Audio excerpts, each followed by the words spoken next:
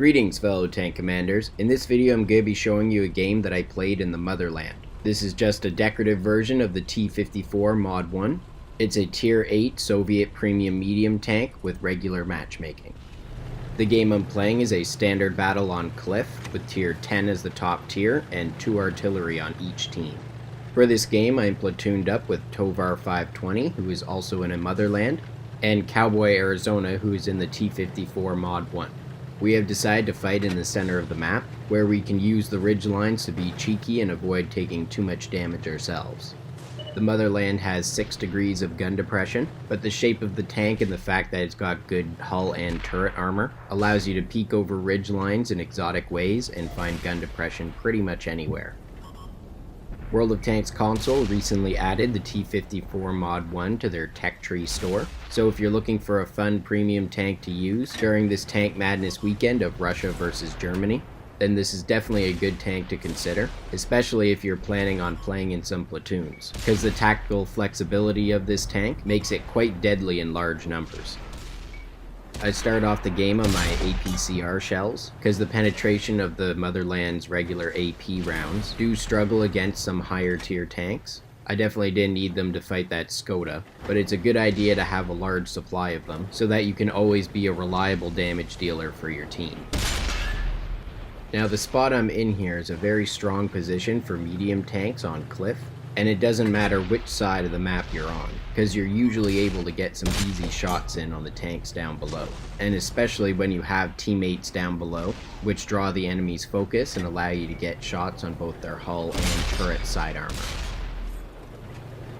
We're not doing bad in this position considering that we're 3 Tier 8 mediums with support from 1 Tier 9 medium teammate, and we're fighting against 2 Tier 10 heavy tanks with an IS-3 overwatching.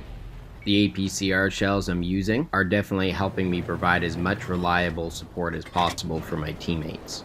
I imagine the AP shells would have had a few bounces here. Tovar does an excellent move here and takes out the IS-4, and now that there's only the IS-7 left, he's a pretty easy target to swarm.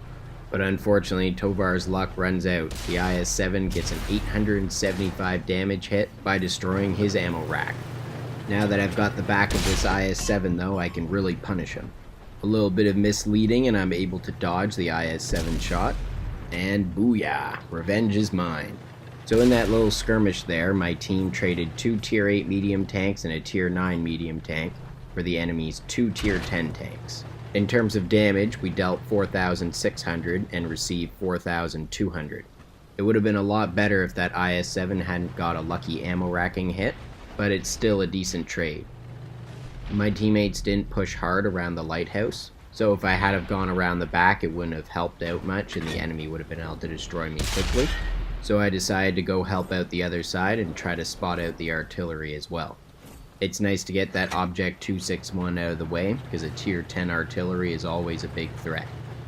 By claiming the middle of the map, I've got a really strong position to help my team out. From here I can spot out snipers and artillery, get opportunities for easy damage hits, and it divides the enemy's attention, which allows my team to focus fire better. I'm able to use this position quite effectively now that the enemy starts to retreat. I'm aware of the risk of being shot by artillery since I am detected, but you really can't pass up getting some easy shots in on a Tier 10. But now that the Object 268 is no longer detected and is trying to line up a shot on me, it's not worth staying out in the open, at least not while the game is still so close.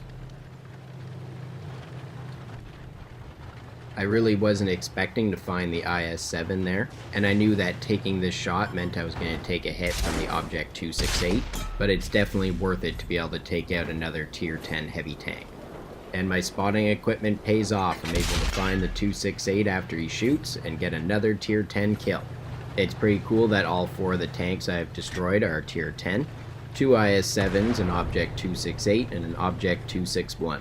And remembering that Tovar managed to destroy the IS-4, my platoon managed to destroy 5 of the 6 Tier 10s in this game.